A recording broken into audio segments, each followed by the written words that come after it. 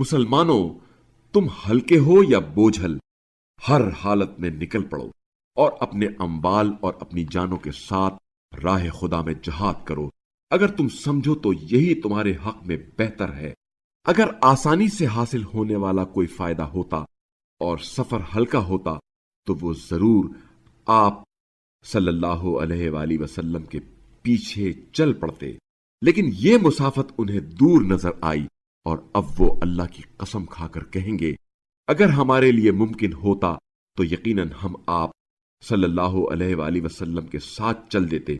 ایسے بہانوں سے وہ اپنے آپ کو ہلاکت میں ڈال رہے ہیں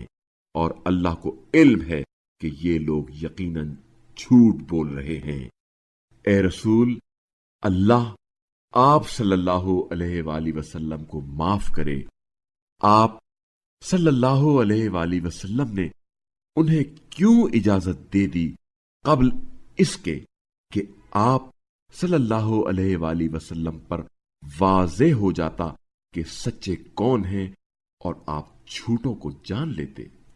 جو لوگ اللہ اور روز آخرت پر ایمان رکھتے ہیں وہ اپنے اموال اور اپنی جانوں کے ساتھ جہاد کرنے کے لیے ہرگز آپ صلی اللہ علیہ وآلہ وسلم سے اجازت نہیں مانگیں گے، اور اللہ تقوی اختیار کرنے والوں کو خوب جانتا ہے۔ ایسی اجازت یقیناً وہی لوگ مانگیں گے جو اللہ اور یوم آخرت پر ایمان نہیں رکھتے اور ان کے دل شک میں مبتلا ہیں، بس اس طرح وہ اپنے شک میں بھٹک رہے ہیں۔ اور اگر وہ نکلنے کا ارادہ رکھتے تو اس کے لیے سامان کی کچھ تیاری کرتے، لیکن اللہ کو ان کا اٹھنا ناپسند تھا، اس لیے اس نے ان سے توفیق سلب کر کے انہیں ہلنے نہ دیا اور کہہ دیا گیا تم بیٹھنے والوں کے ساتھ بیٹھے رہو۔ اگر وہ تمہارے ساتھ نکلتے بھی تو تمہارے لیے صرف خرابی میں اضافہ کرتے اور تمہارے درمیان فتنہ کھڑا کرنے کے لیے دوڑ دھوپ کرتے، اور تمہارے درمیان ان کے جاسوس اب بھی موجود ہیں،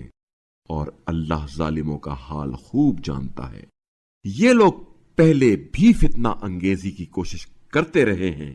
اور آپ صلی اللہ علیہ وآلہ وسلم کے لیے بہت سی باتوں میں الٹ پھیر بھی کرتے رہے ہیں، یہاں تک کہ حق آ پہنچا اور اللہ کا فیصلہ غالب ہوا اور وہ برا مانتے رہ گئے۔ ان میں کوئی ایسا بھی ہے جو کہتا ہے